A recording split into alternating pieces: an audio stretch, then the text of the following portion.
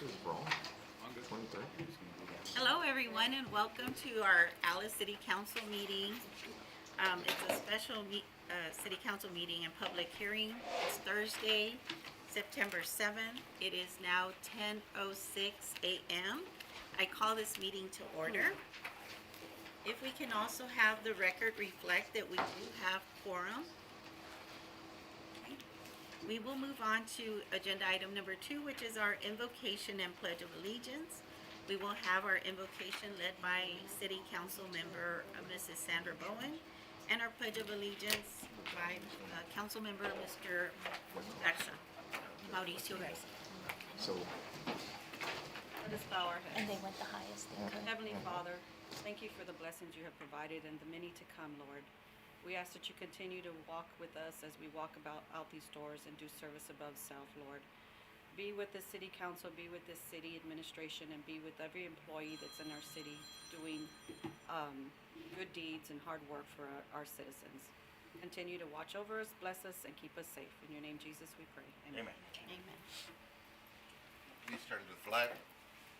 I pledge allegiance to the flag of the United States of America, for which it stands, one nation.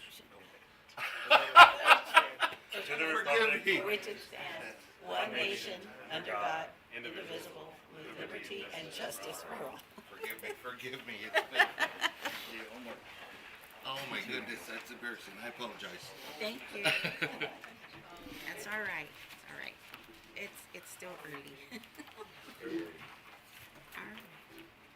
Okay, moving on to agenda item number 3 is our public comments. I don't have any public comments from our citizens, so I'll move on to our city council members if you have any public comments or announcements. Mr. Beltran? Not this time, Mayor. Mr. Thank you, Mayor. Mrs. Bowen? No, just everybody have a blessed day. Enjoy the beautiful month of September. Mr. Garza? Please allow me to apologize for my slip-up this morning with the Pledge of Allegiance. I did not mean to make that mistake, and forgive me for laughing. I did not mean to offend any veterans or anybody. I just had one of those moments. I truly apologize. Thank you. Hey, and just to tell everyone, thank you. There's a lot of events coming up. Our citizens are putting some programs and events. Look at the calendars out there. Sometimes we'll have them on our website or Facebook. But thank you to the community, and thank you for all you do. And we'll move on to agenda item 4.0, individual considerations. 4.1, conduct a public hearing on fiscal year 2023 to 2024, tax rate 2023.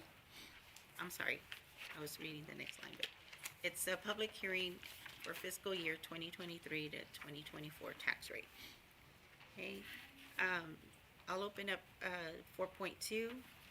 Hear presentation from Carlisle Insurance Company and discuss, consider, and act upon award of contract for group employee medical, including stop-loss insurance. Yeah. You're just supposed to open one. I can open both and then go back to our public hearing and open the, no, okay, Different. that's fine. however you all want. Yeah. Okay, I was gonna open both and then go back to our public hearing and open our public hearing, but that's fine.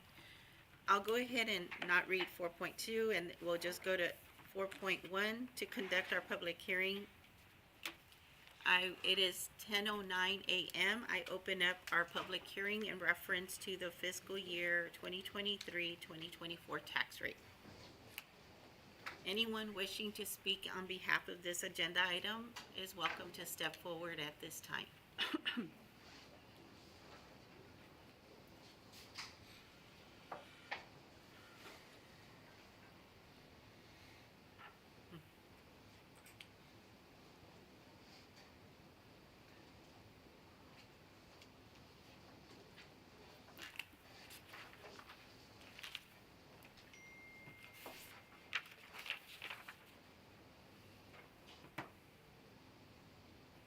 This time's always a little awkward because it's quiet.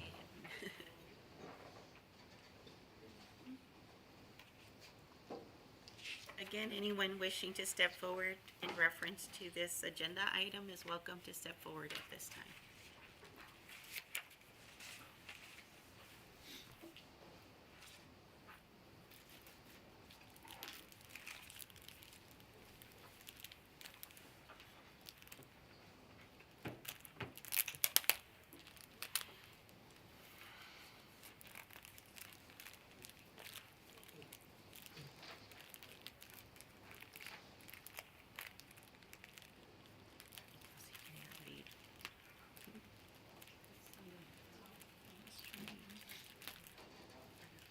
What was right there? It peeled off. Yeah. I know, right? Well, there you go. Look at it. That's okay. Got For your the napkin. condensation. Okay. Seeing no one wishing to speak in reference to this agenda item, I will close our public hearing. It is 10:11 a.m. I close our public hearing. Okay. Moving on to agenda item 4.2, hear presentation from Carlisle Insurance Company and discuss, consider, and act upon award of contract for group employee medical, including stop-loss insurance, administrative services, third-party administrative services, pharmacy benefit manager, TelDoc dental vision, life insurance, and establishing funding levels for plans to include funding levels for the insurance premiums for affiliated agencies, appointed positions, and elected officials for insurance plan year, fiscal year 2024, at the fully funded, fully insured premium. All right, that was long. Yeah. Welcome, Mr. Chair. Well, thank you, Mayor and Council. I know you received a packet, and if you've never been in the insurance business, you'll see why you don't want to be in it. It's pretty complicated to read. We did come up with a different spreadsheet that will probably simplify everything down to what the rates are and what recommendations are. First of all, I want to again thank the city for the opportunity to service your employees in the city. We're on our third year with United Healthcare as our provider. And with that being said, our recommendations for the upcoming year is to go out for a full bid on all lines. This year, what we did is we internally requested stop-loss pricing to try to see whether or not we could get better pricing than what our current rates were.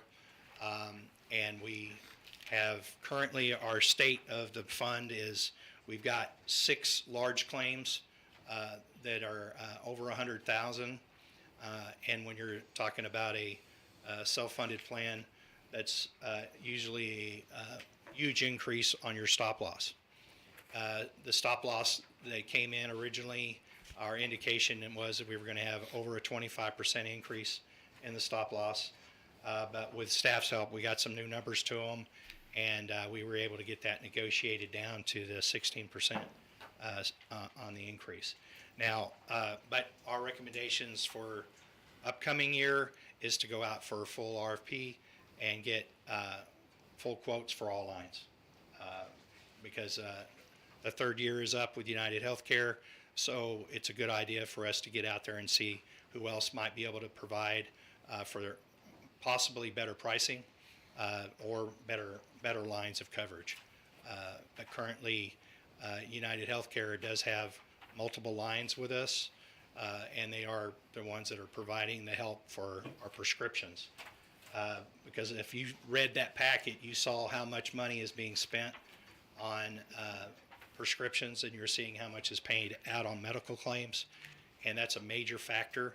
And United Healthcare has done a good job about keeping those rebates back to the city, but we're going to be reaching out to see if there's other providers that might do better on this next coming year. But let me, if you would, allow me to give you a spreadsheet that will. You already have one? Yes, sir. How are y'all doing this morning? Always good to see you. Sorry, this wasn't in your packet originally. Michael, do you have a clean one?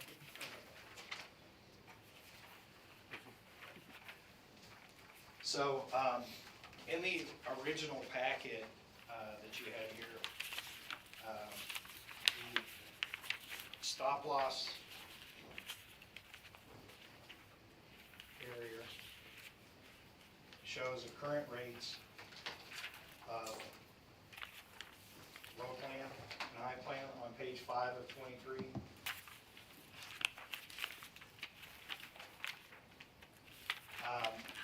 This basically gives you a breakdown on what the benefits are. And what we're going to be doing is we're going to be making some recommendations to try to save additional funds for the city. Currently, the city pays 100% of all employees, and then the employee has an option to buy benefits for their dependents. We have a low plan and a high plan. The low plan is paying at 100% by the city for their employees. The high plan is the difference between basically a low deductible and a high deductible plan. But still, y'all have very rich benefits. I just want to tell you now. If you look at across the municipalities that we insure, y'all have very rich benefits for your employees. But just to give you an idea of what recommendations are going forward, trying to think about cost savings for the city and still making it very beneficial for your employees. If we go to your spreadsheets that were involved, there's multiples. Let me try to find out what page it is with your packet. I apologize for not being totally honest. I didn't have your packet the same way.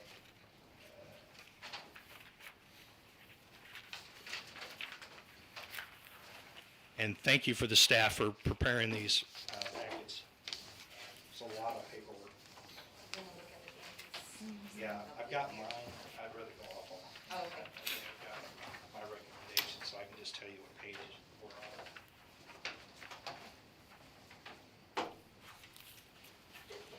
If you go to your pull-out spreadsheet on, let's try to find which one would be in yours. The 4.2, item 4.2 on the edge. So they're all gonna have 4.2 Oh, because yeah. that agenda item, Sorry. that's okay. So, This one right here, I'm Mr. looking for Irfan? the one that, there's a page right here, 19. okay, 19, okay. I want you to focus on 18 of 23. Okay.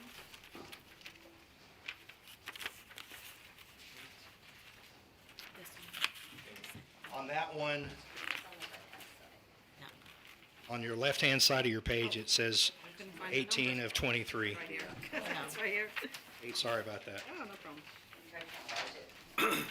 Thank you, Y'all didn't see it. thank you, Odie, for making this for us. If you look at the farthest column over under United Healthcare PPO low plan, on that page, if you go all the way down, this is going to be our recommendation for a plan change to save money for the city. And also, anytime that you have a self-insured plan, you always got to think about participation. You want your employees to be able to use the plan so that they can stay healthy and return to work. That is the ultimate goal, is to keep them at work. But at the same time, you want them to be able to use their insurance and understand they're part of this plan. They need to know that they have some participation in that, and their participation is their deductible. We've always kept, the city's always kept their plan really low, but this is all about cost savings. And I'll tell you that we're recommending that we go to a $3,500 deductible in-network, $7,000 out-of-network. Family plan would be at a $10,500, which is basically 3 participants in the deductible. Still keeping a very rich plan of 80% coinsurance in-network. The annual maximum out-of-pocket would be $7,900 for an individual. So after their deductible and they start meeting their copays, that 20%, the maximum that they would be obligated to pay under the individual basis is $7,900. And then after that, all of their medical insurance for the rest of the year is at 100%. Any questions on that? You're wanting us to look on page 18 of 23 at the United Healthcare PPO low plan, that the renewable plan change plus EPO? Is that Yes. the one? Yes. Okay, Yes, that's the one that we're that recommending. you're recommending. No, plus EPO? I don't, No, it's the PPO, not the EPO. okay, because the one at the very end is the EPO. No, we want the one column Prior. over to the left. Okay, Because the Right. EPO, what the difference between the EPO and a PPO is the EPO has it's a reset. smaller network. Right, So what you end up with is one or two in your area that are in network, and the rest are all being treated as out of network. We don't think that that's the best plan for the city. We already have a problem with providers in our local area, and the PPO currently is not filling all the gaps. I know that there's a gap because we've had several issues, and I was one of them. That we have problems with providers that are doing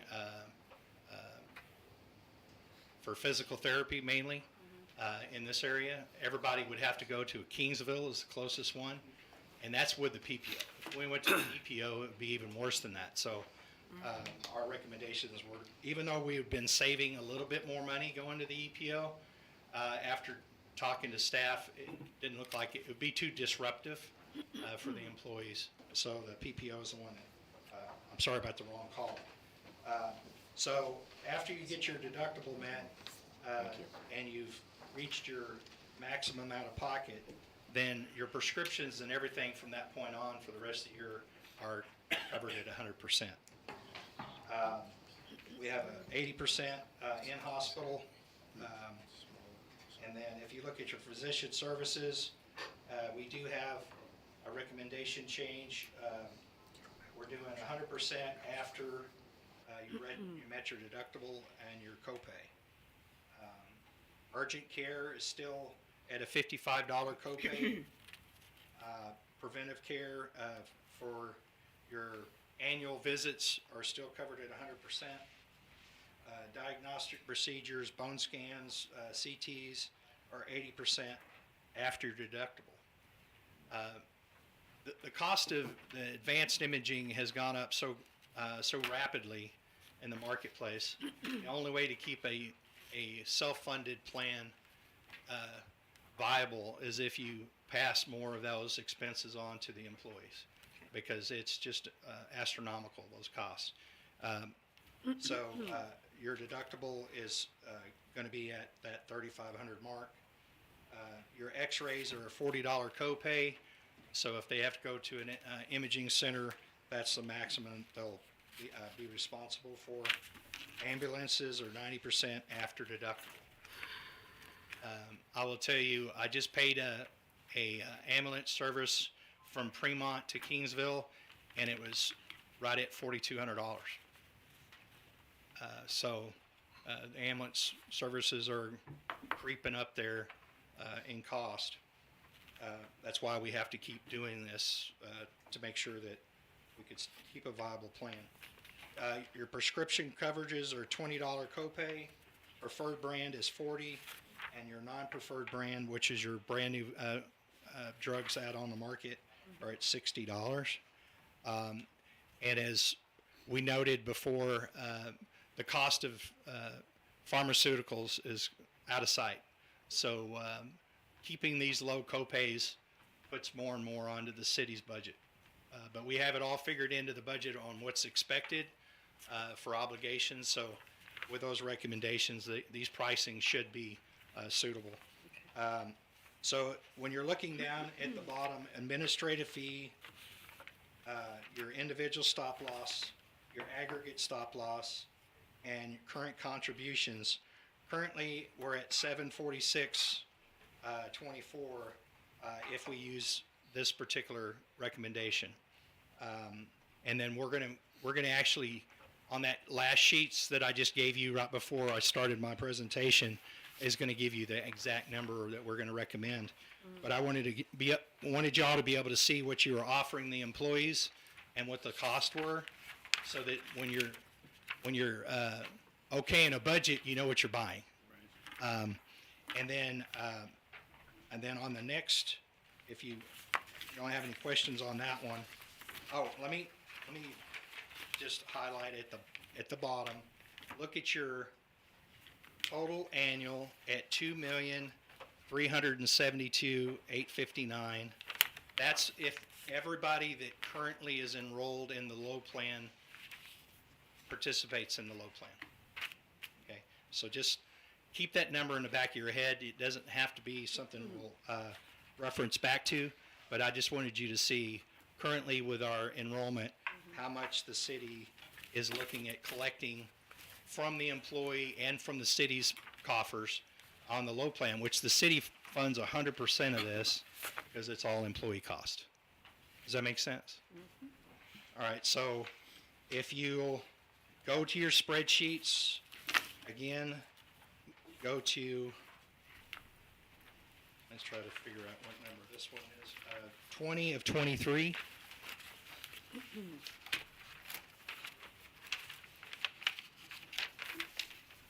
And that's going to be the high plan recommendations.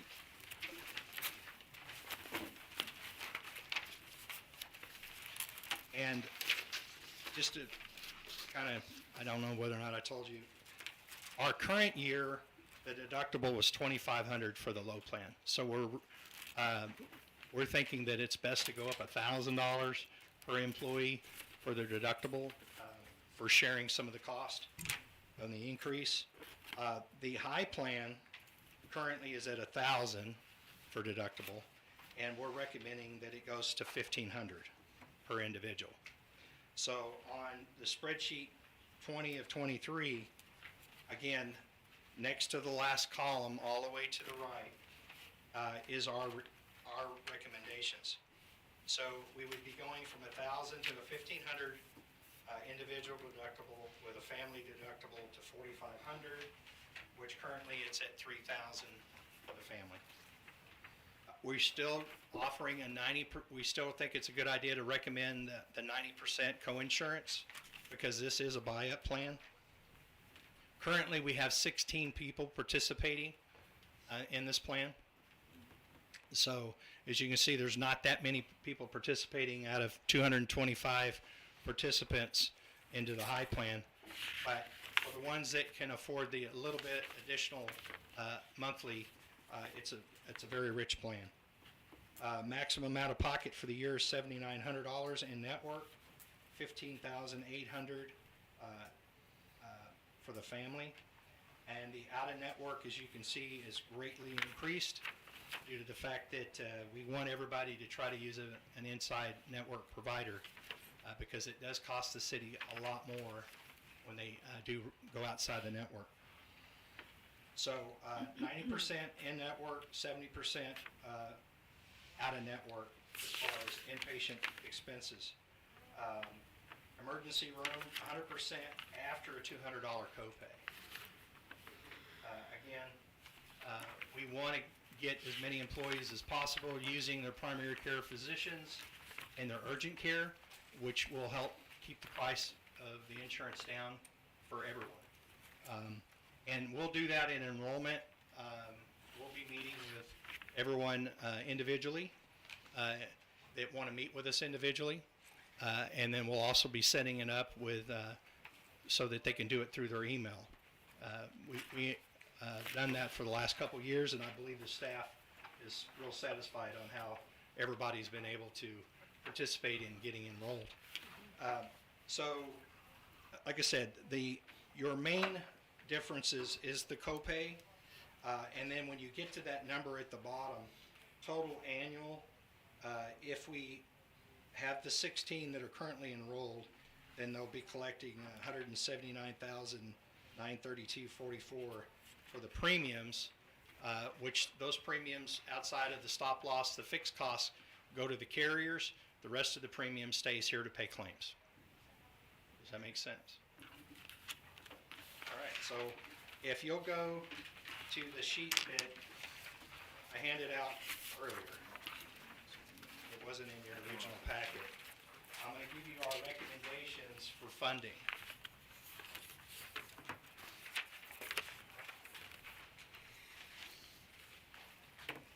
So on this sheet here, if you'll go at the very top, it shows you the current enrollment of 225. Your monthly average contribution is employee contributions 8114. The monthly average employer contributions 915. So the total price per employee is 996.42.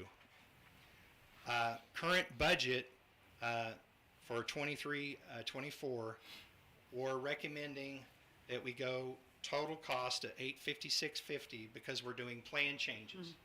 Okay, so we're doing plan changes to offset that renewal.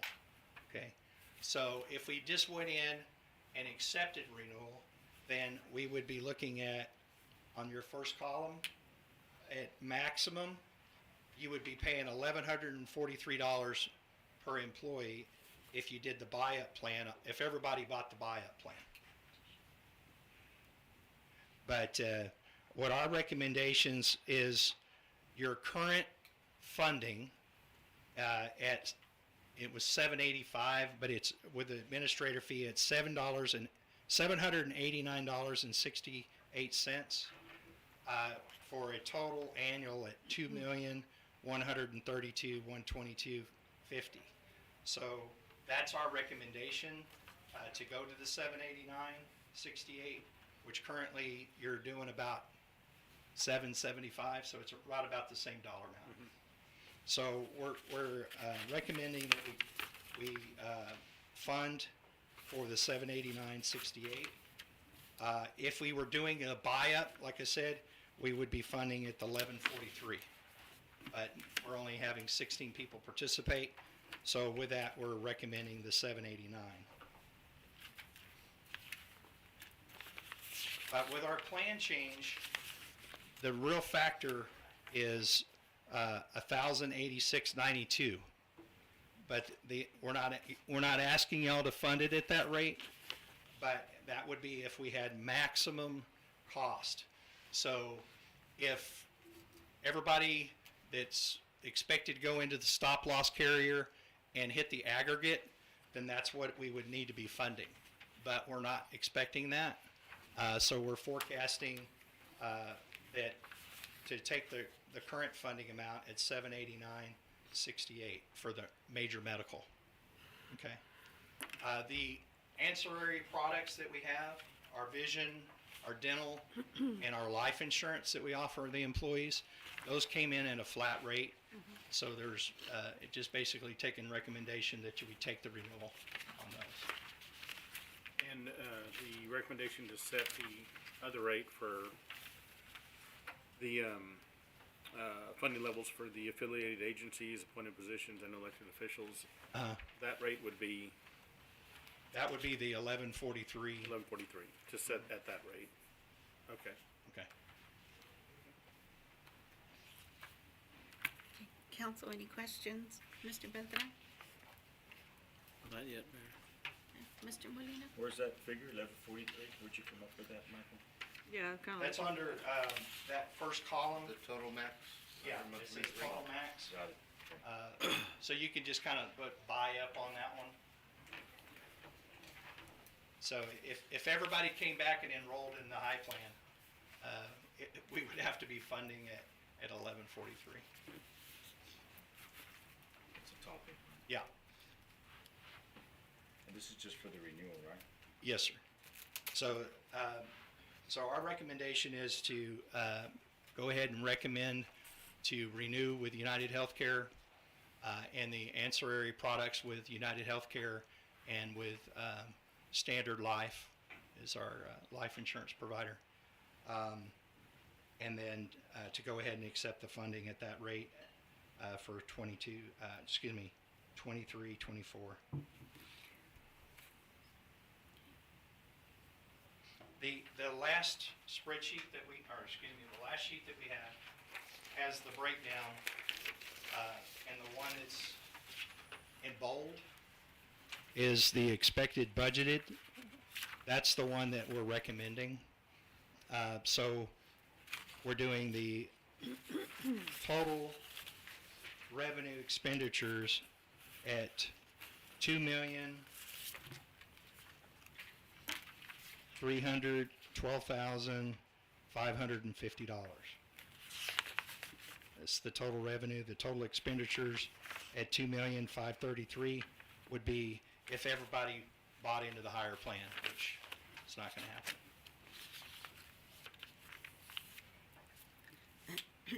Any other questions, Mr. Bolívar? Mrs. Bowen? No, I think I'm okay. Thank you. Okay, Mr. Garza? This is nowhere near any of my expertise. I'm not an insurance person. But I guess the basic question I could ask is the city looking to save money with these changes? Yes or no? Yes, by making these changes, the recommended changes, we're lowering the renewal by 5%. We would be at a 17% increase if we weren't making these plan changes. But because of these plan changes, it is helping you by 5%. And I believe it'll also, this next coming year that we're in, I believe that our losses will be less because we'll be having employees share a little bit more on it. And because we have 7 people that are in a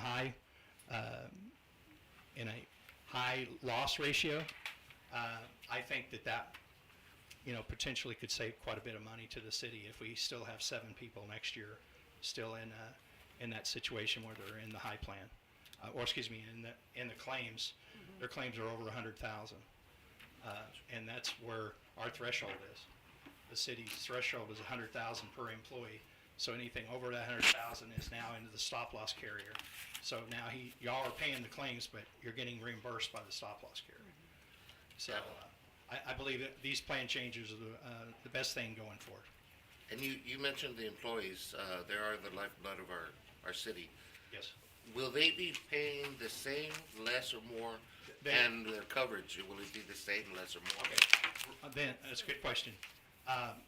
Their cost will be the same as it is this year. Right now, the employee's cost is covered 100% by the city. Okay, so they won't have any addition, not for premium. They're going to be sharing a little bit more because they're going to be paying $5 more for copay for their doctor's visits, and they're going to be paying $1,000 more out of pocket for their co-insurance amount. So before the insurance kicks in at 80% on the low plan, they're going to have to spend $3,500 out of their own pocket versus $2,500 for this past year. So they will be sharing a little bit more, but ultimately the money out of their pocket on a monthly basis is not going to change. Thank you. Wanted to ask a couple of questions. On the sheet that we received in our packet, it said RX rebate credit. I just wanted to ask you if you could explain that a little bit more, and then is this locked in based on brand, Okay, Drug the discounted utilization. rate is what you're talking about per employee? the RX rebate credit? Yes. That's where the pharmacy gets credits for drugs that are being prescribed. Okay? When they have their set price, okay, and they have a network price, and the network price is what they pay off. They give a discount through the amount of purchases that are being done through So the the pharmacy. utilization? Yeah, so they utilize that rebate and they pass that back on to the city to lower your fixed cost. Okay, great. Okay. And every year that's negotiated with the pharmaceutical companies, so it's not something that we can guarantee. Okay. But this is what they're telling us, that this is the discount that we're gonna be able to give you this year going forward off of the utilization of the drugs that are on the market. And on, I'm sorry, and there was something Flex PDL, which is the prescription drug list. Yes. What is that, the Flex though? Like, That's- is that That's the different tiers of, Okay. of pharmacy. okay. Okay. This one. That's why I said, when you get in this full package, it's all of a sudden, Yeah, it was. you got a medical insurance, certification. This is horrible. And on the ACO administration fee components, Uh-huh. there's additional services included in the administrative fee. It had a wellness credit each year, and it says included, yes, 10,000, and then implementation credit each year, yes, 20,000. Can you explain that a little? Okay, they offer wellness programs that you can plug into, or they can be done online, so that your employees can participate. Like United Healthcare, if we were in Corpus, there's gyms that give you discounts through this. Oh, okay. And that's what that part of that money is going towards. We could have a health fair where we can do weight and scale and all of that for you on an annual basis, and that's a credit that they're giving us to use. Okay.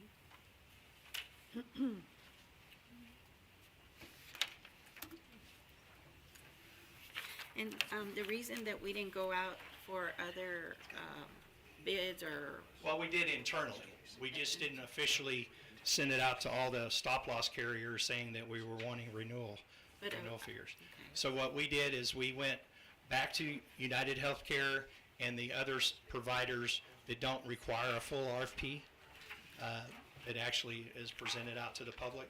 So we just go out to the carriers internally and we show them our loss history, and then they tell us whether or not they're gonna be competitive against our current rates. well, you mentioned we were under a 3-year. Well, it's a That's why we three-year, didn't- it's a 3-year obligation only in the sense that they hold certain factors to the contract for you without doing increases on it. Okay, Outside of that, so they're locking in the cost for some of your fixed costs that are here. But they know if you go out and shop their stop loss, then they're not gonna hold you to that contract anymore. They can raise those other fees.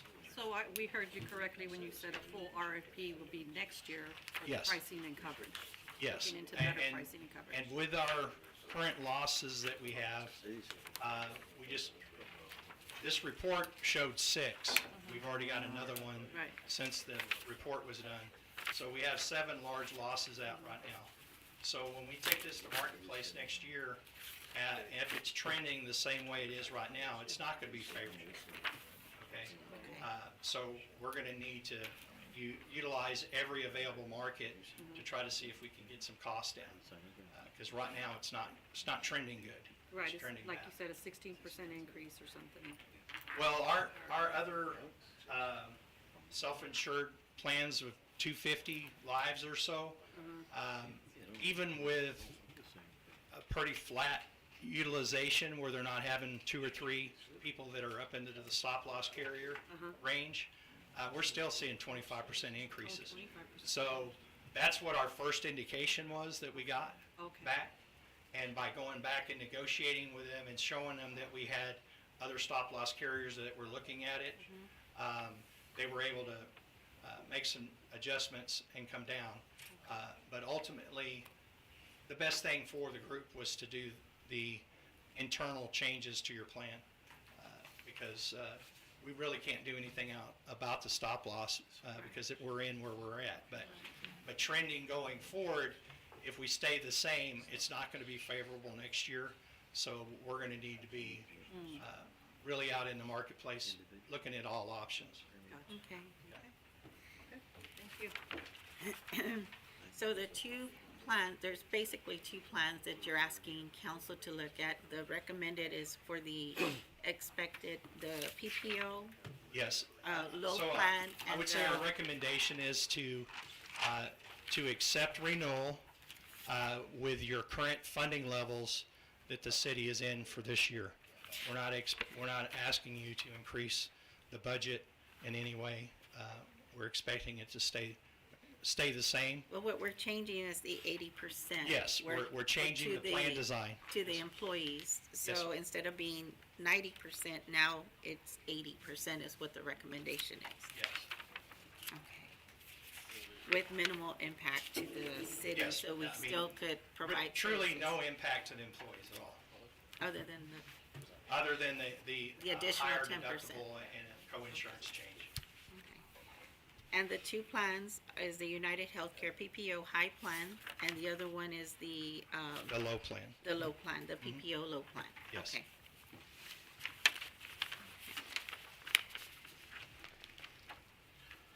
On the PPO low plan, when we factored everything in, it's keeping it at 90% where it doesn't change that deductible for the employees.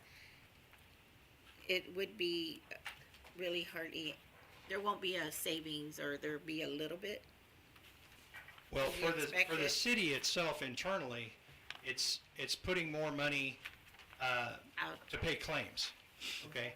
It's not really saving any money, it's just allocating that money for claims. Okay. Because they're participating a little bit more in the health insurance cost by taking that slight change in plan. But the cost of the city is gonna stay the same. It's just, we're gonna be able to use those funds for paying claims versus having it set aside. Well, really, it's not. The employees are the ones actually participating in additional $1,000 for the ones that have used their insurance before we pick up everything at 80%.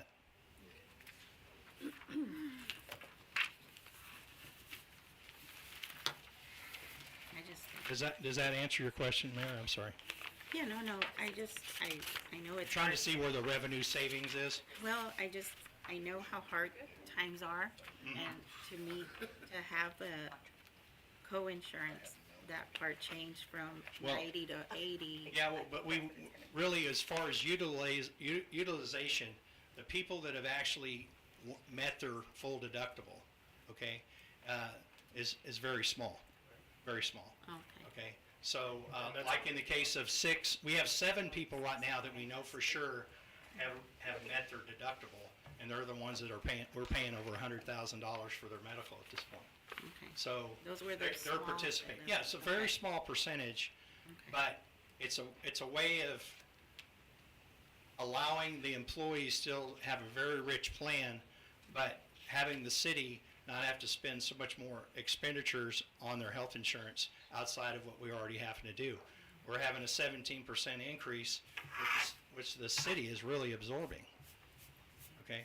I was They're just only- concerned about that, but. No, I understand. But if you say that it's not high utilization, or, I mean, Yeah, okay. it is, but you're right in the sense that the employee is the one that's going to be bearing that additional expenditure. But again, it's a very small percentage that'll be affected.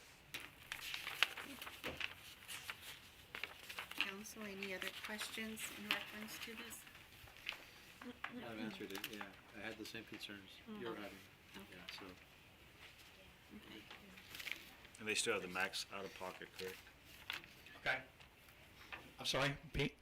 No, I'm sorry, that I was Robert. saying. Oh, I'm I sorry. said they still have the max out of pocket, correct? So- Yes, yeah, the maximum out of pocket locks them in, and in this case, we're talking about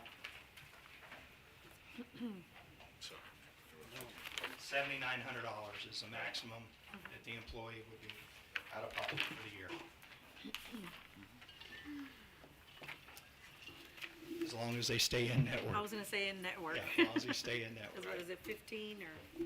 Yeah, it's 15,800 for the Out of family, network. but 18,000 if they go out of network. Right. Now, is there not a chance that a freak accident or something, and they need a specialist that's not in network?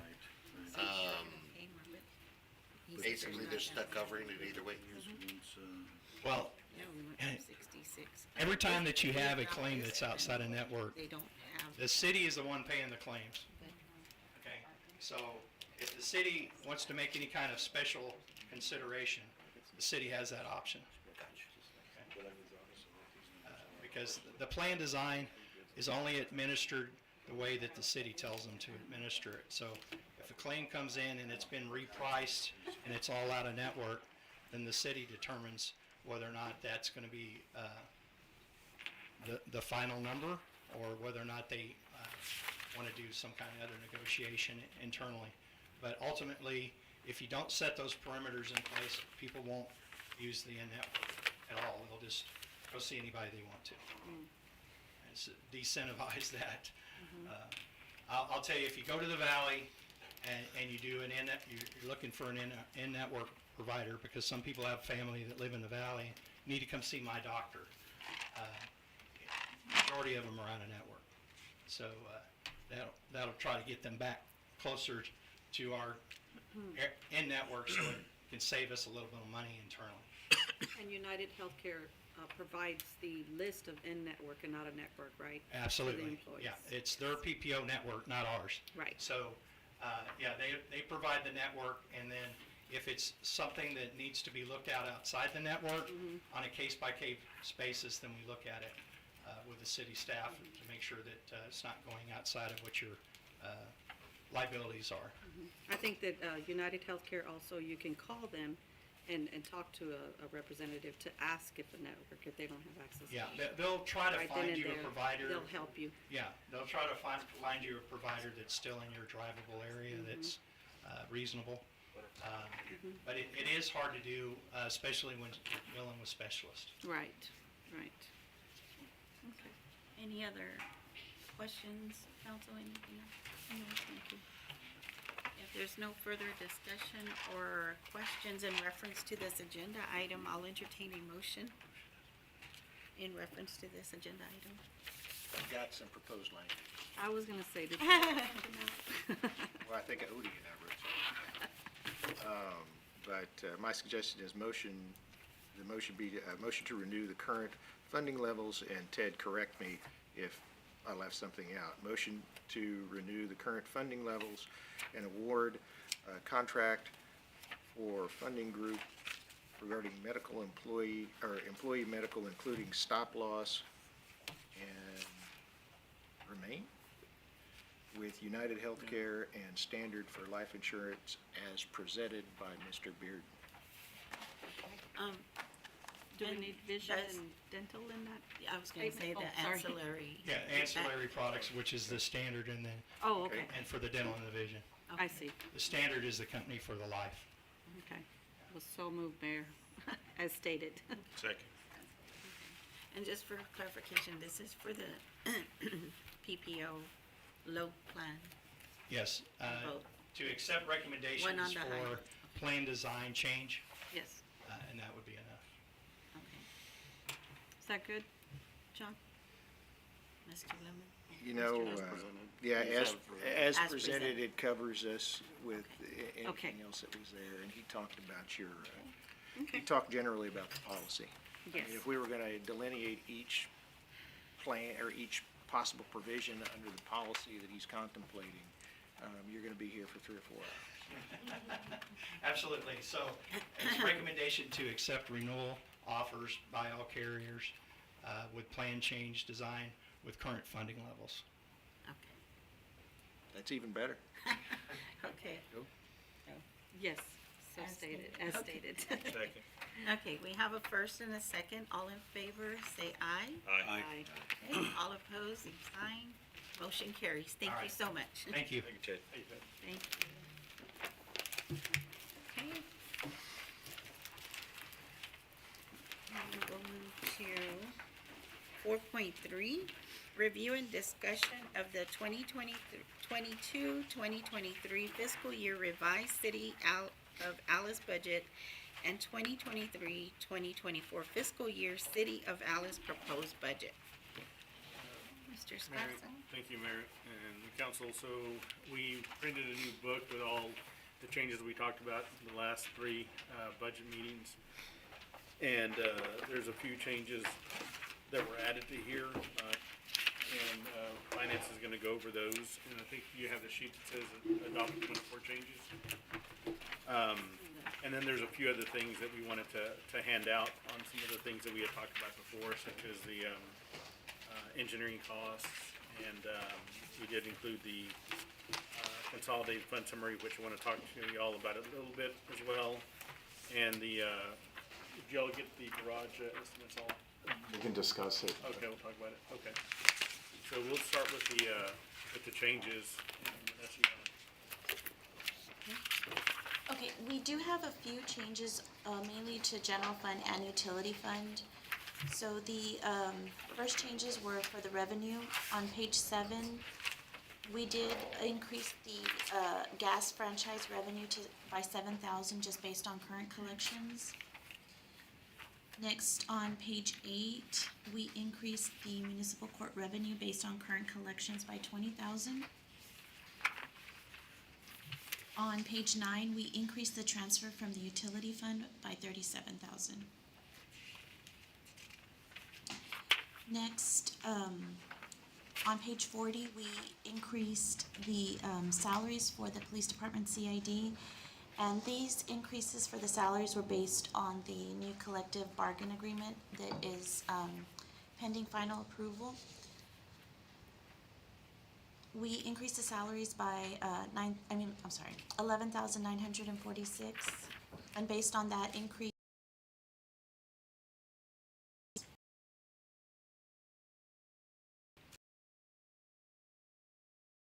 we increased salaries again based on the collective bargaining agreement by $1,385. And this also, of course, increases the FICA and TMRS. And the last increase is for patrol. On page 45, we increased their. And this also increases their FICA and TMRS. TMRS is the retirement. And we completed the collective bargaining session a week and a half ago, and for the most part, it matches the city employees except for the entry level. The police officer 1 coming in was bumped up to 5% to try to keep people coming over here. There's a shortage of people trying to get into law enforcement, and we want to be as competitive as possible, especially when it comes to the surrounding community. So the PO1 is a 5%, PO2 is a 4% increase, and then the other ones are what the city employees got, which is a 3%. And that's going to be coming to you guys for ratification at our next meeting. We agreed in principle on that, and the association was supposed to meet and ratify it, and then bring it to us, and then I present it to you guys for ratification as well. Any questions? Any questions, council, in reference to the general fund changes? Mr. Beltra? No, Mayor. Mr. Molina? I'm good, thank you. Mrs. Bowen? I'm good, thank you. Mr. Garza? Not at the moment.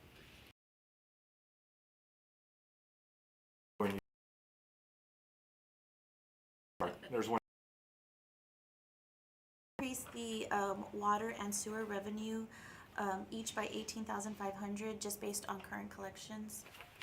We have seen the revenue increase with the summer months. And with that, we increased the transfer to the general fund by 37,000. And that's. So any questions in reference to the utility fund changes? No? Oh. Mr. Molina? Mrs. Bowen? Nope, thank you. Mr. Garza? And this was, that we're increasing, you said the transfer to general fund from utility. Was that to cover what we normally, for the debt or whatever it is? I don't know. What is This it? one's Why to is the it? general fund, so the utility fund will do a transfer to debt and then to general fund for like administrative. Administration, okay.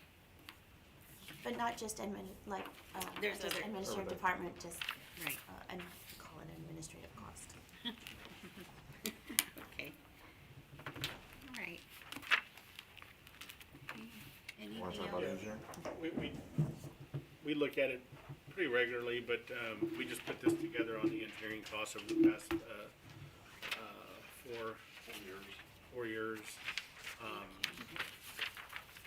And we look at these budgets pretty regularly, we just hadn't really put them into the spreadsheet format to kind of show Okay. the cost. We had talked about an in-house engineer before, and we wouldn't have had any engineering costs in 2020 that would have been, we would have had a utilization from an in-house engineer.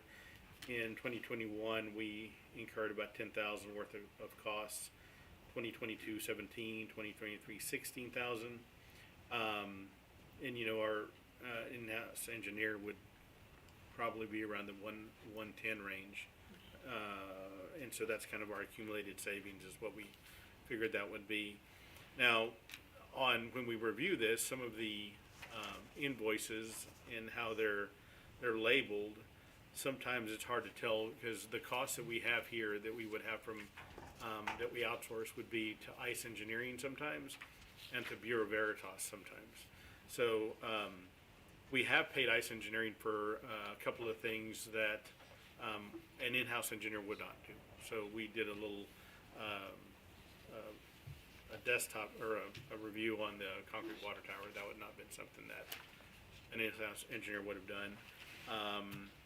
And on Bureau Veritas, we do pay them for plan reviews and inspections and plumbing inspections as well, and some commercial building inspections, depending on what they are. But the cost on Bureau Veritas, this would be on a high end, because there could be some that we added there, because they weren't, and it may not have been labeled pretty thoroughly. So if it was an inspection, that wouldn't have been something that would be done by an in-house engineer, but a plan review would have. And so these are pretty much plan reviews for any kind of construction that's gone on. So any of the new facilities that are happening would have been done by an in-house engineer. So, you know, there's been cost savings there. Yeah. Well, thank you for putting this together. Any questions, council, in reference to this? Mr. Rhythm, Mr. Molina, Mrs. Bowen? No, thank you. Mr. Garza? I gave You gave me one. You yes, have copies? I didn't bring it with me. We make copies of this. Job description for the And, Airport. airport, that's what I thought, okay. and, I was just gonna say, on this, I know we're looking at paper, just, you know, cost invoicing and stuff. As far as streamlining or response or timelines, has that been impacted in any way? We've been able to, No, I mean, on plan reviews, you know, Bureau Veritas gets those back pretty quick. pretty quick. And we don't have so many, because these are gonna be large building plans and, you know, we're on them pretty quickly. So as soon as we get them, we send them off, but sometimes they're waiting on other people rather than us. So, for example, the Chick-fil-A that has got, or Starbucks, those plan reviews go to TechSot as well. So as soon as we get it, it's off. We get it back and they're still waiting on someone else. So we're usually pretty quick on turnaround time. Okay, well, this looks good, I appreciate it, thank you so much, because I know that there have been, some asking, are we saving, so this is, I appreciate that, thank you so much.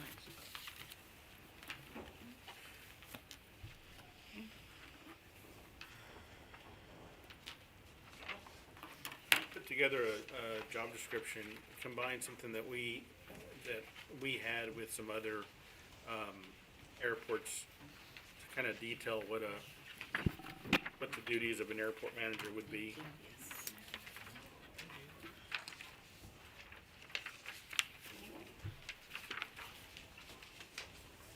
Thank you.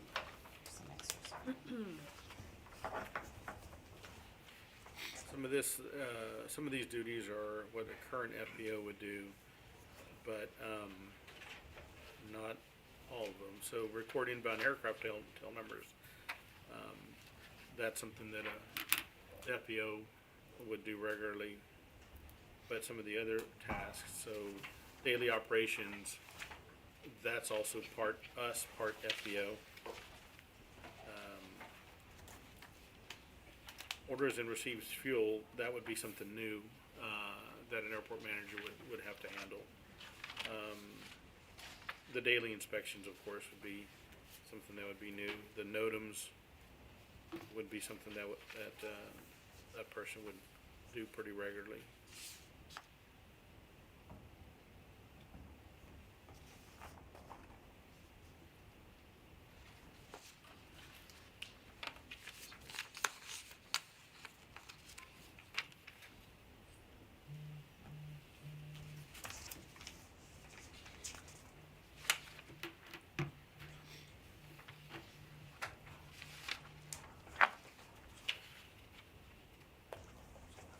Oversees minor maintenance of fueling facilities.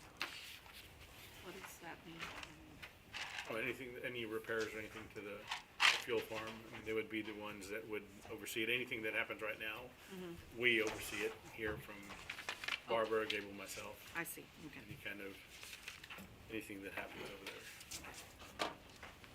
So by putting this in, we'll be basically collecting all of the fees from landing fees, storage fees, sale on fuel, and Right, and now, of course, we have an FBO right now that manages a lot of this and handles the fuel farm. Right, Okay. that's what. And this is part of if we come to an agreement on either a buyout of that contract that we have, then this comes into play. So we would have to have this person come in and handle all that for us. But this position we would fill it if we're gonna have revenues coming in. So we'll have a revenue stream from the fuel farm to be able to pay Right. this position and then another two people to fill that. But we've had this budgeted for a while, right? Regardless. We've been on and off on the airport manager salary, budgeted on and off. It's, the county's supposed to be paying half of that. Now, in a sense, I mean, it's included, and it is included in our budget this year, and we do plan on filling it. If it works out, we actually take over the daily operations, but it is gonna be a profit center, and we would manage that way with a full-time employee. but you are foreseeing profits even though we buy out the other contract and have this person in the full-time? Yeah, yeah.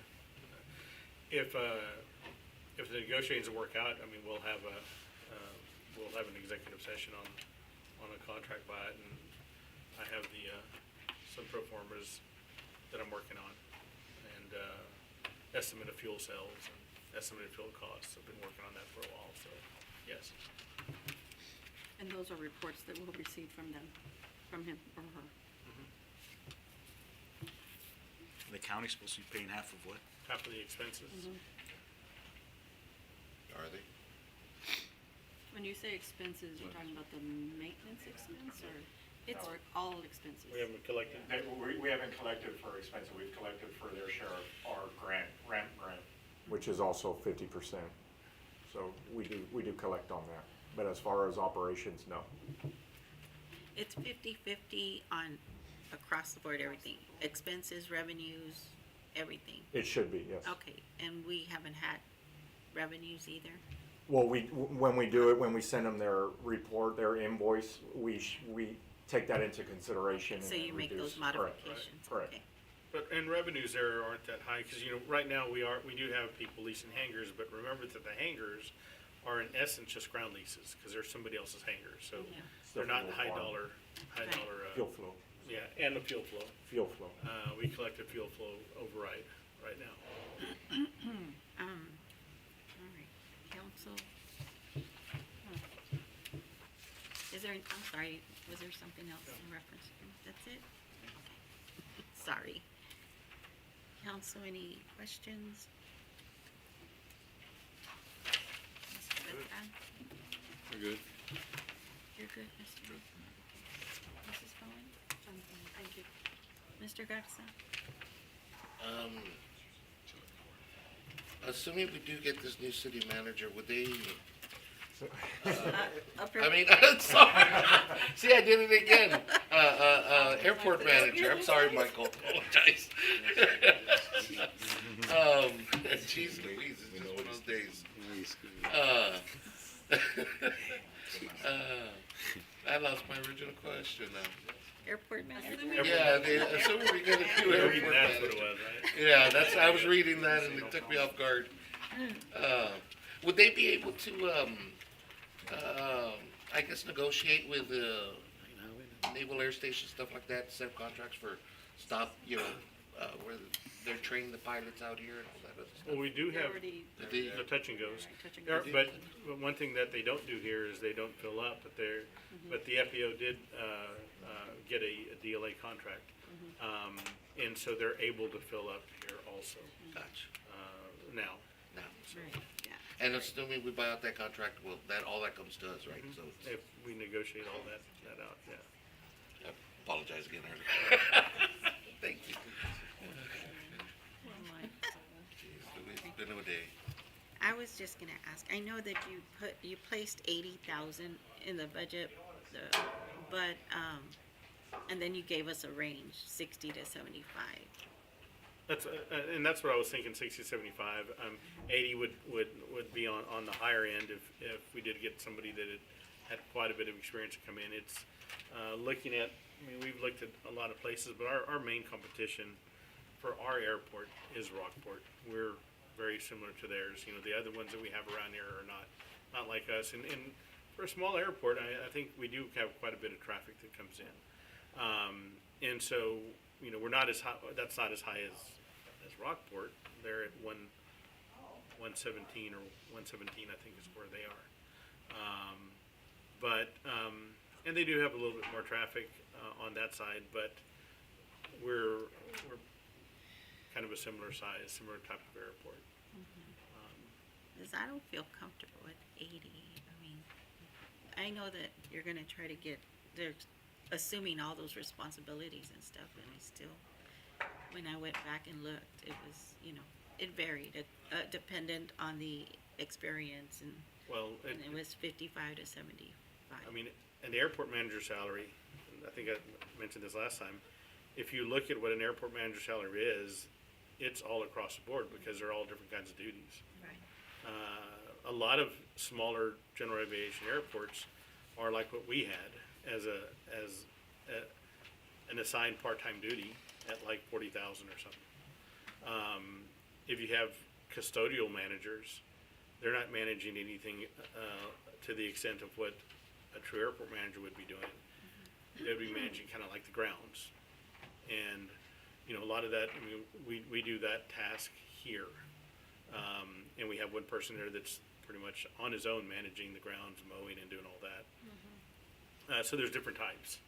But this is a full airport manager at a pretty nice general aviation airport. So it's a very hard thing to find unless you have to find somebody that's comparable to us. So, So if we were to put something other than the 80, you feel you wouldn't be competitive enough to I would think. attract someone for what you're proposing? yeah, I think, looking at who we're competing with, Kingsville is a smaller airport. It's very different. They have a different relationship with their FBO and their airport manager and how that salary works, because sometimes they participate in the fuel also, and that's another thing that can happen.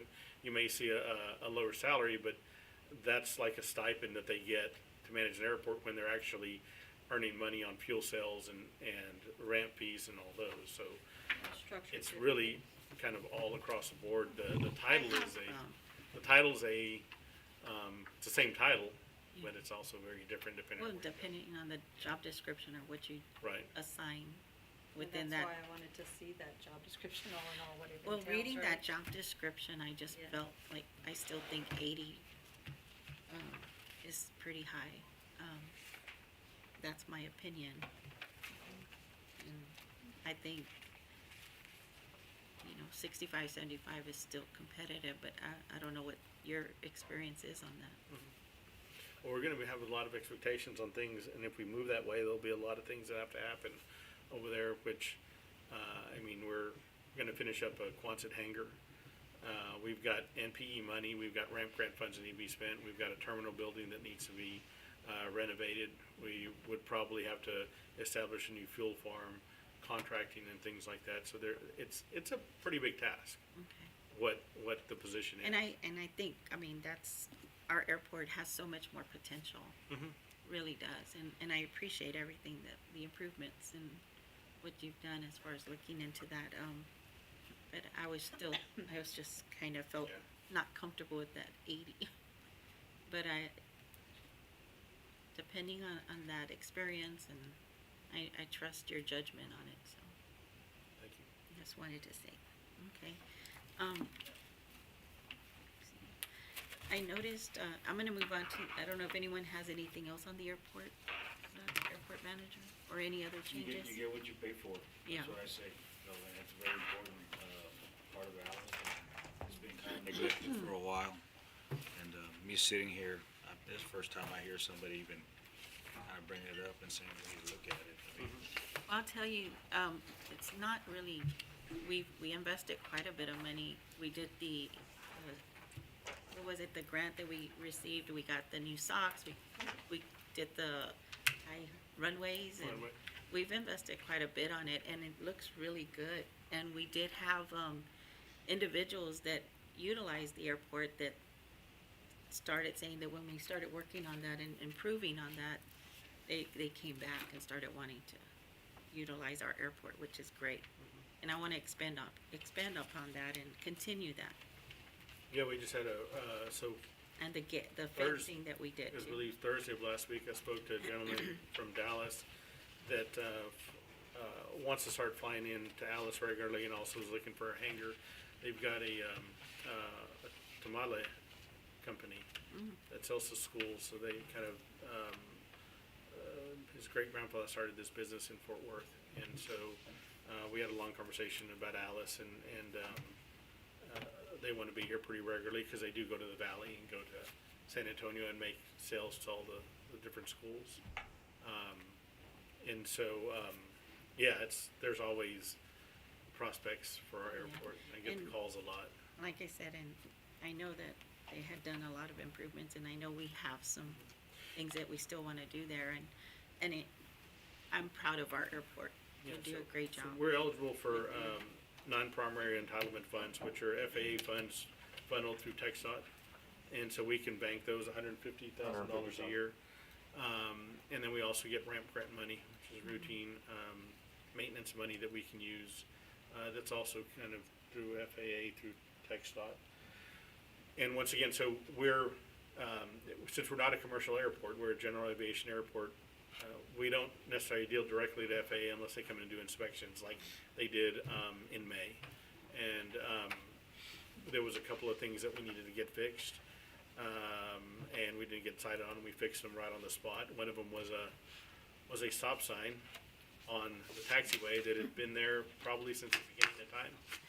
And he mentioned that, so I had our maintenance guy, Adolfo, and I went out there as soon as you left. I said, I'll send you a picture, we'll go get that stop sign off. And that stop sign had to have been put down by TxDOT or FAA because it was about 3 feet deep in concrete on those channel irons. It was pretty intense, but that, and there was one label on a taxiway sign that was the arrow was incorrect for years, but this guy caught it, so we fixed that. So we're able to get some of those things done. But everybody that seems like the common thing is, man, you guys have a nice airport. 2 big runways. That's really nice. We hear that from FAA. We hear that from Rockport. People that come in. So Yes. it is a good place. So, no further questions in reference. I wanted to ask, on the org chart, I noticed, you made some changes and updates. Yes, this is the one that we talked about on the first or second meeting. And that is, it's in the budget shows it. We just needed to update the org chart. So this is where we have the community development, and do y'all have a copy of it? I'll let you guys get it out. Yes. And so the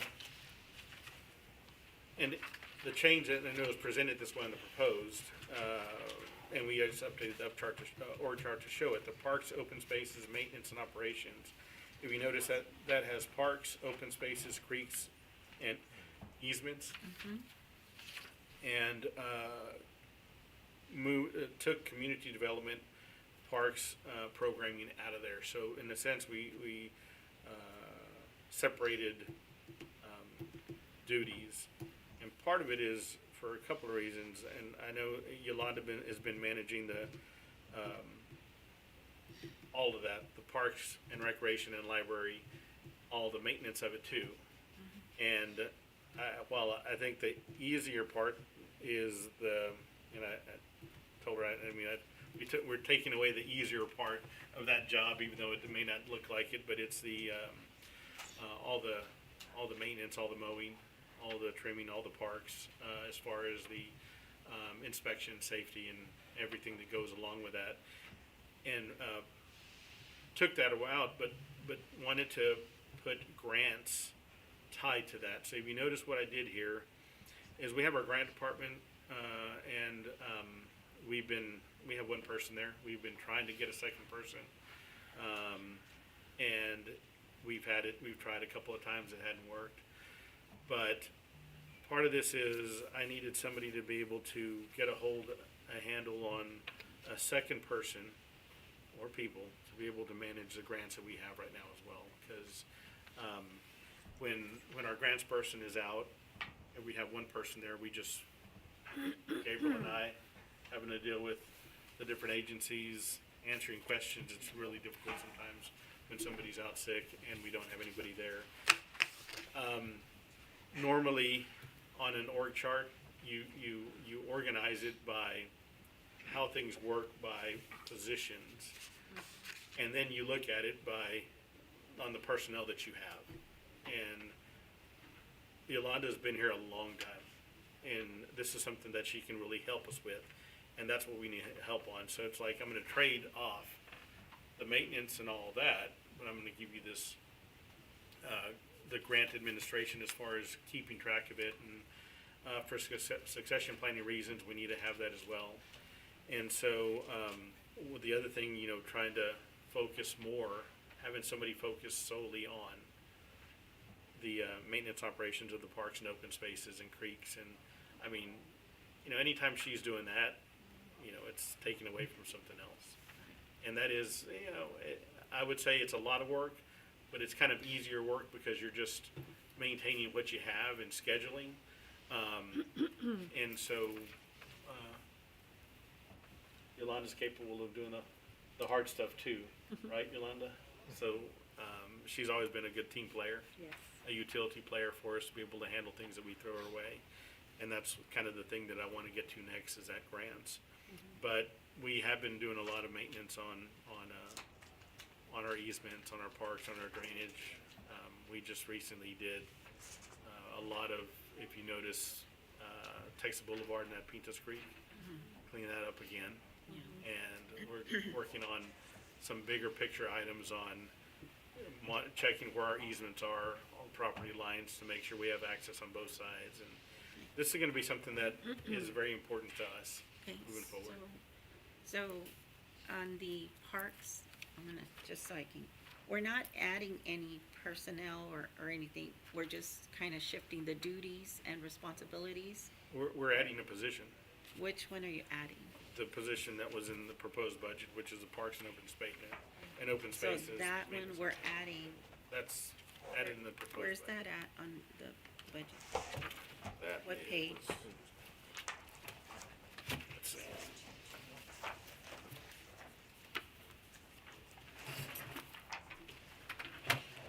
Do you have your old proposed one, the first one? Yes. Yeah, it's in the first one.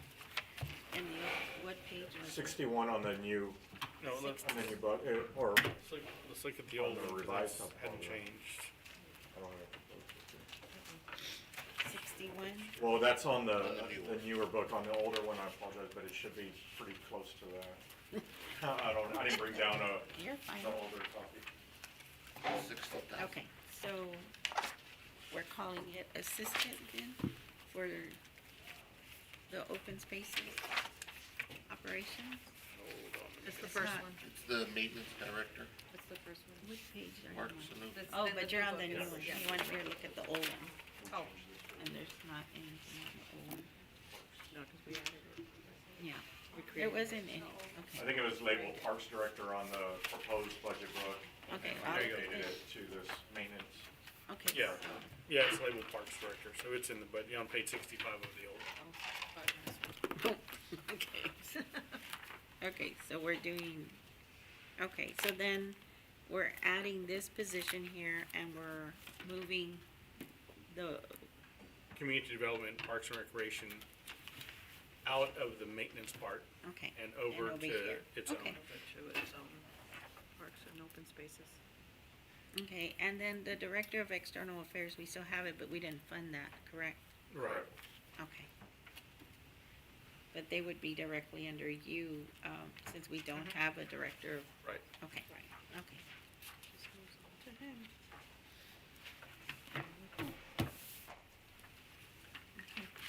And then.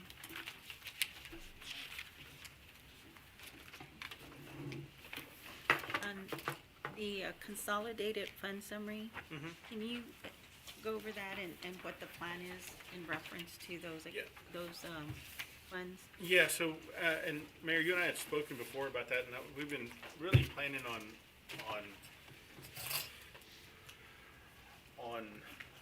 trying to figure out how to account for those. Address them?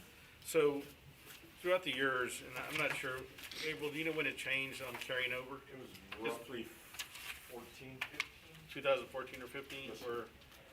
where they didn't get zeroed out, then they got carried over, Right. then they didn't, and we've gone back and forth, I Right. think, throughout the years. And I know And- you, I think in, was it 18? Yeah. We addressed it, we're trying to do 10,000, if there was an overage contingency plans, if I'm not mistaken. I believe we did what we could. Yeah, So, the only, on the consolidated fund summary, which, do y'all have a copy of that or something? it's page, should be page 9, Roman numeral 9. yeah, Roman numeral 9, towards the beginning. Okay. So, our intention actually is, initially is, you know, so we can't present a negative fund budget, but it's not a negative fund budget, so. Right. Overall, I mean. Overall, Yeah, we're but on not the sure. individual funds, I think we would probably try to get some different direction. So here's the issue that we have. So for example, let's say the golf course fund, because of the carryover, shows a ending fund balance of $365,000. And so, Yes, let's see, y'all have page 9? page 9, Roman Yes, numeral. it's Roman numeral 9. Right They there, have it right, in the book. right there. Okay. Then, that directly comes off your general fund. So for all practical Correct. purposes, when you add everything up and you subtract, the total and funded balance of all funds is 8.3 million. That's a number that's a pluses or minuses. But all these other funds, which are enterprise funds, would, well, except for the debt Well, service fund. okay, so at the end, you show that you're saying that we all have 8,326,000, but when you put our expenditures in, then we only have 3,011 with a 2.08.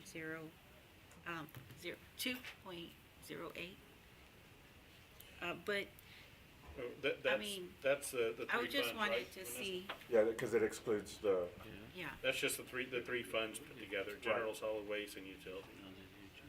so I just wanted to see if you had a plan, because I Well, think if we could, I would love to see what we could do. And I understand the concept, I understand we don't want to impact anyway. Well, the problem is we were looking at this as most recent, yesterday, Gabriel and I were talking about this. And one of the things that we have to contend with is, in essence, and let's look at the golf course really on that one, or actually the solid waste that shows a negative fund 220. Okay, we're expected to get that back to zero at the end of this fiscal year.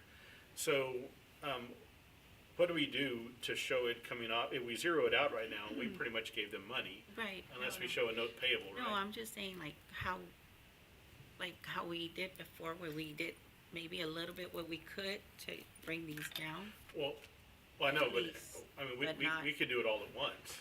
Well, But if we I do a think little that will bit- impact us more in the way it looked, right? Yeah, it's the same dollars. Yeah, it is, but It's just, But anything that we do there, since these are enterprise funds, you really, to do it properly, if you were gonna try to zero it out, we would have to have something, we would have to have like a note payable to that fund. We would, well, like, the general fund would lend the solid waste fund, and at the end of the year, when it's profitable, we're like, we'll take that money back. And so it's a paper back and forth.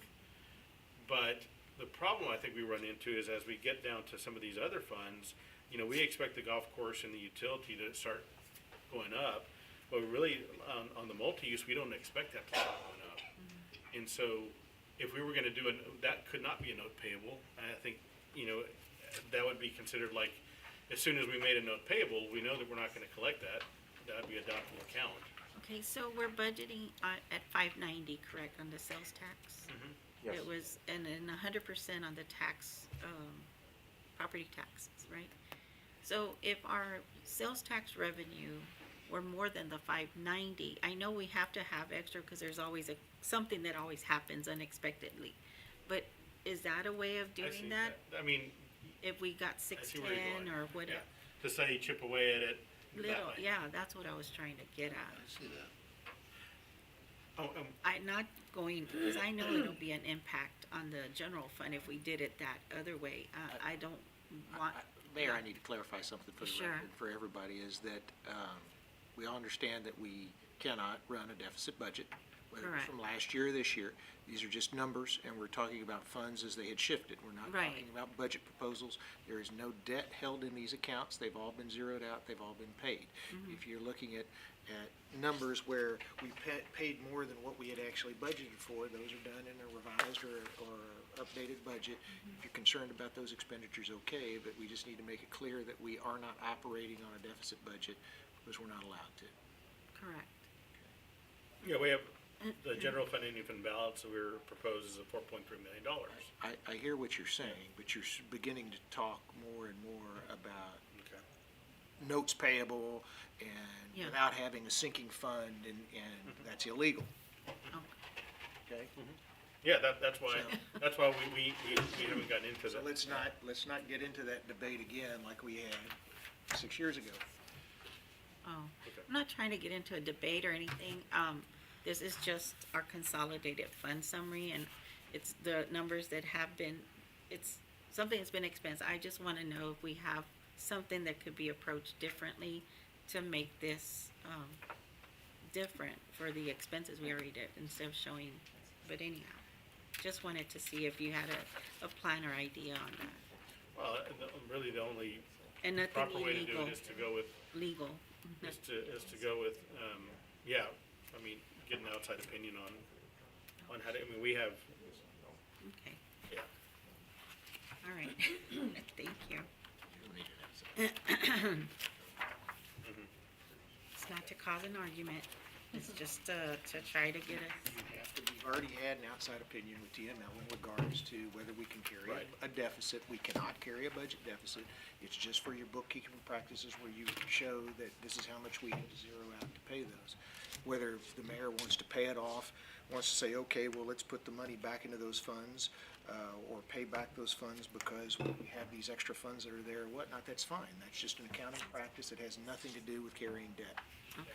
And so I understand completely. yeah, I know And I this hear is what you're something saying, we but the paid problem already. is that it's getting portrayed as if we are not having a balanced budget and we're carrying debt in an improper fashion, and we're not, Right. okay? That was never my And I intention. understand. Never. I mean, and I know it gets confusing because people see it as a negative. So, it's money we've already expensed. Okay. And you already answered about the external relations. And we talked about the airport.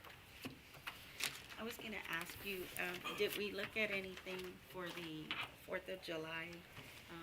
Any events like that? Oh, I have not.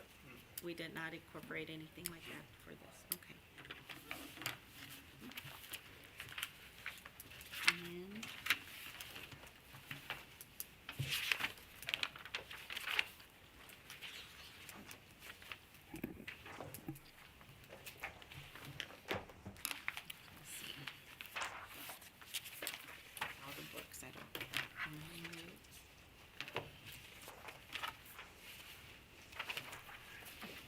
think we answered most of whatever we were gonna go, on the fee schedule, I still noticed the, funeral police escort service on there, on the fee schedule. Were we gonna change that, or it was gonna stay at $200? I believe it Zero? remains on the fee change schedule, to but we zero. won't be charging the fee. I don't, Yeah, so we can incorporate that change, We that can't- zero we change. can't- We can't decide not to charge something that you all have adopted to be charged by ordinance. Again, it's illegal. Yeah, I was just wondering, we had a discussion during budget workshop. Yeah, and I heard it. I was here, and Yeah. the police chief suggested, and you all agreed to not charge on that Yeah, So, fee. we're good. And so it needs to come out of the fee schedule. Yeah, but it's in here, so. Well, we and can it- just make it a zero. yeah, they can make it a zero.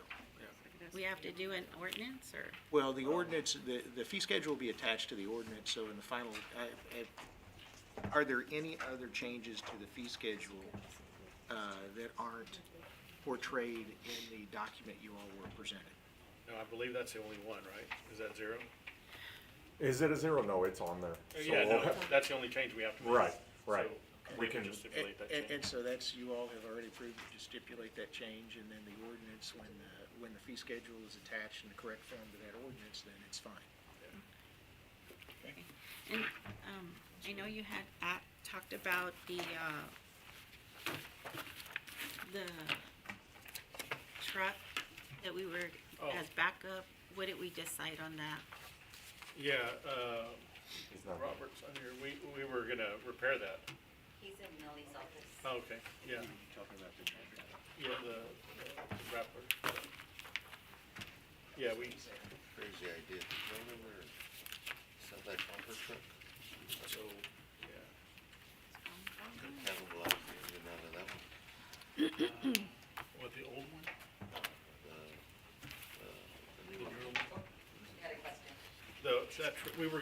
We had talked about replacing that engine. Yes, sir. Yeah. Yeah, that was where we left it Yeah. last. And I've already contacted the company, they're going to order the engine. We will pay for the engine itself to save on the cost of the engine itself. Okay, So we've already got the ball rolling on that. We should have it within 3 to 4 weeks, okay, the engine itself. I don't know how long it'll take to install, but right. that company's also lost their top mechanic. Well, thank you, I appreciate that. Just wanted to know. Sorry, I was just around the corner. You're fine. The other, question I had, in reference to the proposed budget was the, chief operating administrator. I think that's the title, I can't remember offhand. Let me just double check. Where's that at? What page is that one on? Page 14. Page 14? Mm-hmm. Let's see.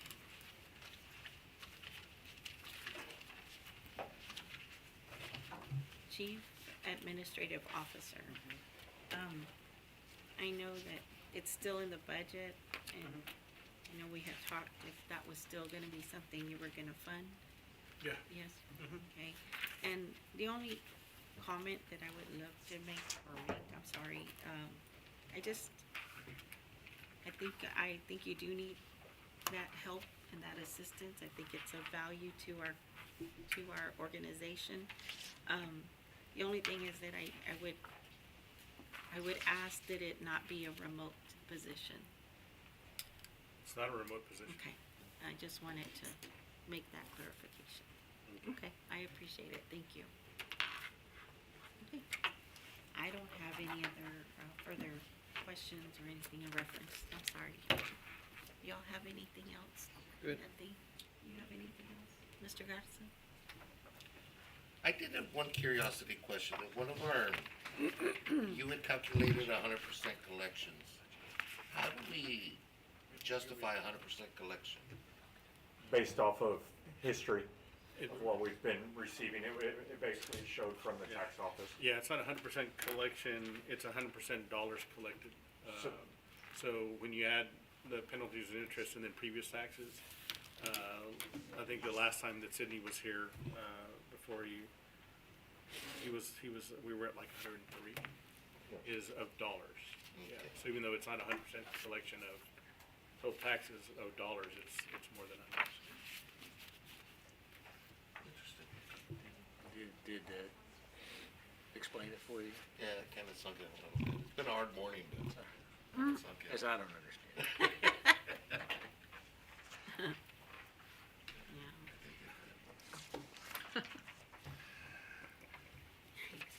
I know last time when we did 100% collections on it, it it ran into a little bit of trouble. I hope, God willing, everything, I don't know. No other questions, council? No discussion? Is there anything else, finance or Mr. Esparza, in reference to the proposed budget or the revised, nothing? The split between the one INS. Yeah, that's on June 6th. Oh, I don't want I'll plug it for you. Here you go. Okay. Came to your rescue. So if there's no further discussion or questions or anything in reference to 4.3, we'll move on to 4.4.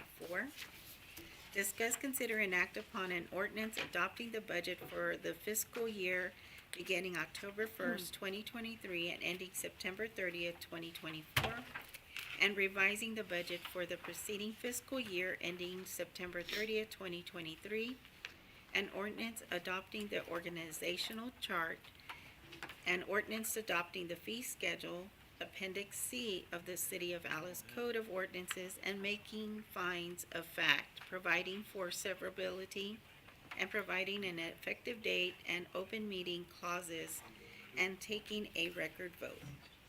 Okay?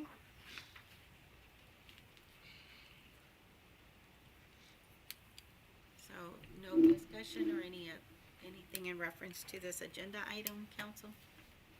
Mr. Beltran? No, ma'am. Nope, Mr. we're good. Bowen? Mrs. Bowen? Thank you. Mr. Garza?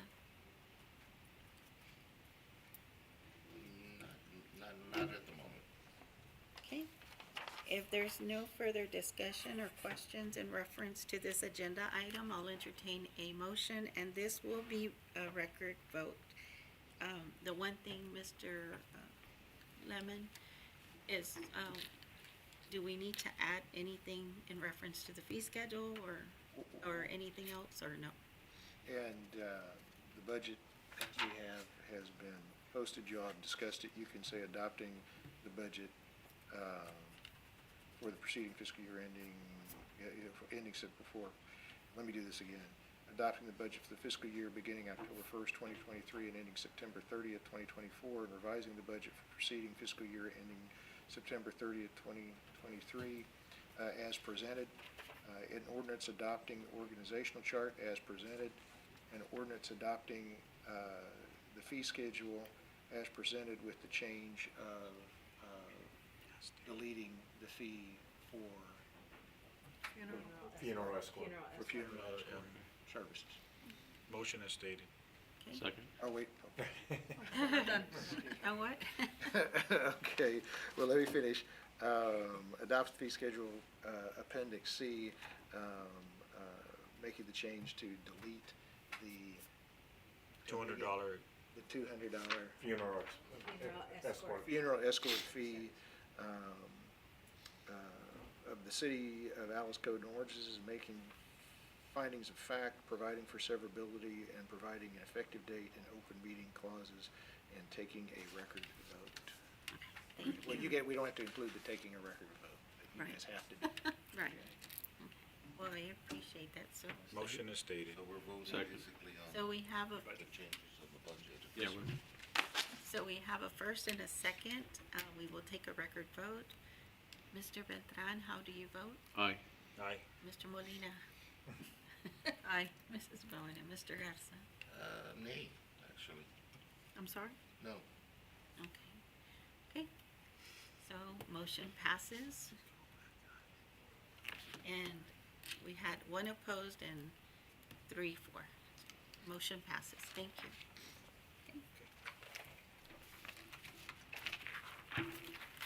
Okay. So we'll go to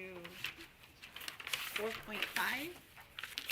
Discuss, consider, and act upon adopting an ordinance setting the tax rate and taking a record vote on the tax rate for the city of Alice fiscal year 2023 to 2024 budget and for the maintenance and operation expenditures of the municipal government of the city of Alice, Texas, and providing a sinking fund for the debt service of said city of Alice. Okay? Council, any questions in reference to this agenda item? Mr. Beltran? No. Mr. Molina? Thank you. Mrs. Bowen? No, thank you, Mayor. Mr. Garza? Just for the record, we're not hiring the taxes, right? If we vote on this, as is. It reads, vote on the tax rate for the, let's see, setting the tax rate and taking a record vote. I don't think we didn't put any definition in here, but we, at the previous meeting, On the did. ordinance, Correct. on the ordinance, that y'all are voting on is the no new revenue tax rate.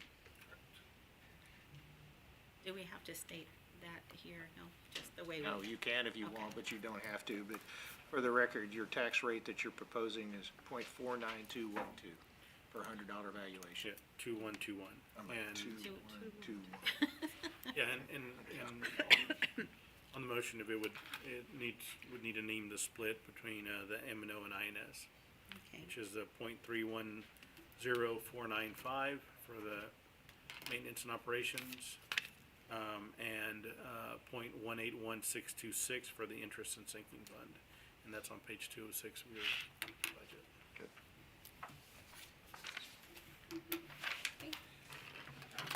if there's no other question or discussion in reference to this agenda item, I'll entertain a motion at this time, council. Let me try this. Mayor, I'd like to make a motion adopting an ordinance setting the no new revenue tax rate. Tax rate. As .31495 for M and O and .181626 for the interest and sinking fund for the city of Alice fiscal year 2023-24 budget and for the maintenance and operation expenditures of the municipal government of the city of Alice, Texas. To clarify, you said .310495, right? I'm sorry, .31495. .310. Point 3. 310 310 Maintenance operation. 495. 495. Okay. Yes, sir. That's it. Okay. Okay, we have a first and a second. Mr. It Garza. doesn't matter. It's okay. Okay, we have a first and a second. All in favor, say aye. Aye. Is there any, The way I'm you- sorry. Yeah, the way you've got it I'm in sorry. the agenda, you Yeah. need to do a record vote. Okay, sorry about that, thank you. Okay, so, Mr. Beltran, how do you vote? Aye. Mr. Molina? Aye. Mrs. Bowen? Aye. Mr. Garza?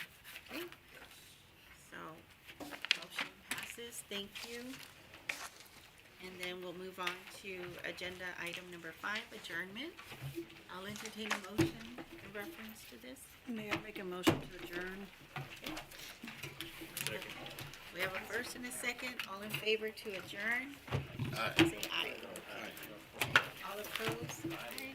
Meeting is adjourned. It is 11:49 a.m. Thank you.